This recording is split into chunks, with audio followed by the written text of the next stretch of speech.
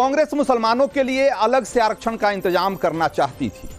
इसके लिए राज्य से लेकर केंद्र तक कई बार कोशिश की गई, लेकिन कभी राजनीतिक विरोध तो कभी अदालत की रोक की वजह से उसकी ये कोशिश नाकाम होती रही। प्रधानमंत्री मोदी का आरोप है कि सिर्फ आरक्षण ही नहीं, कांग्रेस मुसलमानों के लिए अलग से बजट का भी इंतजाम करना चाहती है।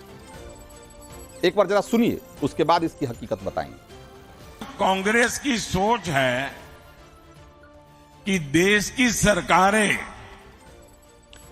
जितना बजट बनाती है उसका 15% सिर्फ और सिर्फ माइनॉरिटी पर खर्च हो, यानी धर्म के आधार पर बजट का भी बंटवारा,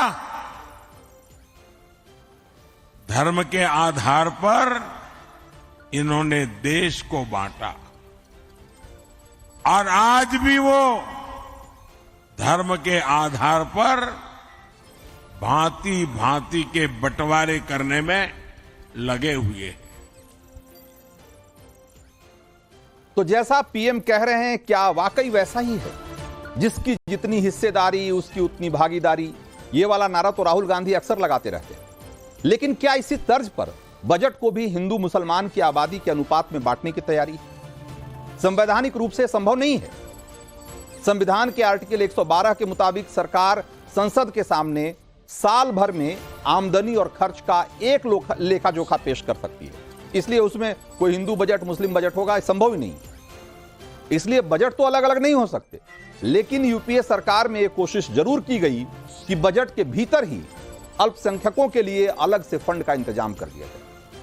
आप कहेंगे कि इसमें कौन सी बात हो गई? देश में अल्पसंख्यक कल्याण मंत्रालय है और उसके लिए बजट तो आवंटित होता ही है।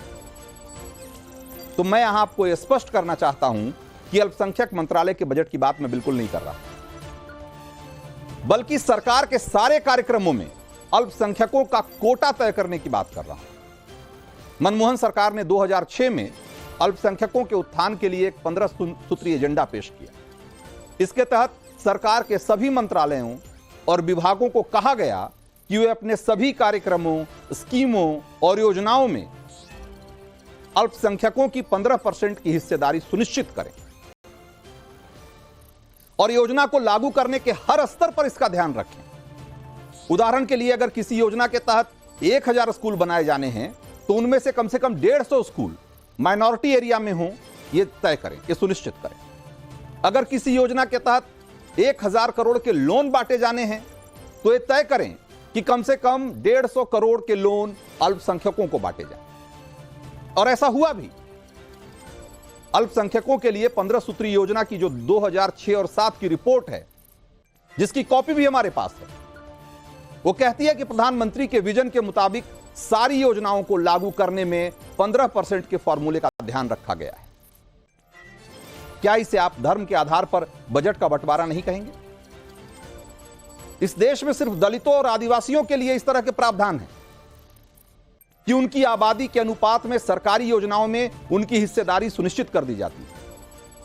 70 के दशक में इसे स्पेशल कंपोनेंट प्लान कहा जाता था और अब इसे शेड्यूल कास्ट सब प्लान और ट्राइबल प्लान कहते हैं। इसके तहत अगर किसी जिले में 15% SC/ST आबादी होगी तो उस जिले के बजट में 15% हिस्सा अलग कर दिया जाता है, जिसे सिर्फ दलितों और आदिवासियों के कल्याण के लिए इस्तेमाल किया जा सकता है। इस रकम को आप दूसरी जगह खर्च भी नहीं कर सकते, किसी दूसरे मद में खर्च नहीं कर सकते। अगर खर्च नहीं हुआ तो वापस हो जाएगा। तो कांग्रेस ने माइनॉरिटी सब प्लान का नाम नहीं दिया, लेकिन इसी तर्ज पे यह सुनिश्चित कर दिया कि बजट में 15% का कोटा माइनॉरिटी का, अल्पसंख्यकों का। क्या आप इसे उचित कहेंगे?